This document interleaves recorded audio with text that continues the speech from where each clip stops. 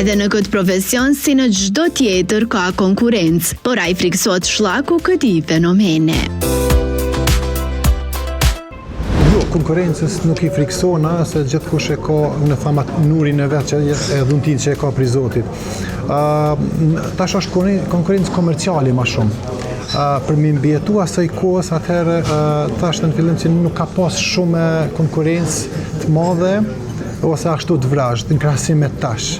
Tash janë mundësit ma ndryshi, komercializmi ma bëhet gjithçka, dhe njerëz brenda nate, atëherë e kemi mbajt, shumë vështira ka me mbajt.